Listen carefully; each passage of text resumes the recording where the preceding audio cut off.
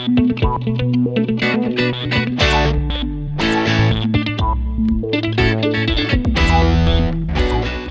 this is one of the biggest problems in my shop right now that I need to solve, and by golly, I'm going to do it tonight. This is my sander. It's just sitting on the end of my workbench. You can see everything else is on the workbench. We need to have a major 6S session over here too. But I think the first thing to do is find some place where I can put this, get it out of the way. I don't have a whole lot of room here in the shop, so I think I'm going to make another small stand. If only I had a stand like, oh, I don't know, maybe like the one under my drill press, huh? Check that out. I built this thing like 20 years ago. It's super sturdy.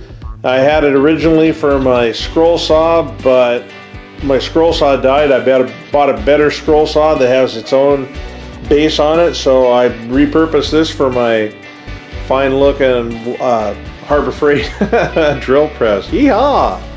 Anyway, I'm going to make another one of these, but I think I'm going to make a square top on it so we can put that sander up on there. And that's going to take care of one more of my 6S problems.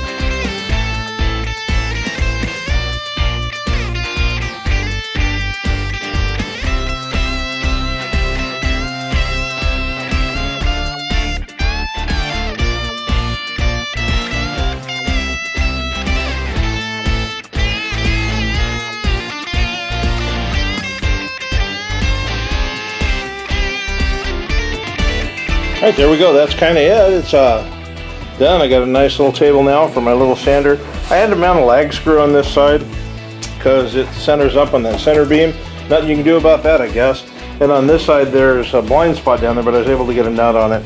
This is my fine, high-end 90-degree right angle exhaust manifold that you can suck all the stuff out of there. So anyway, very cool.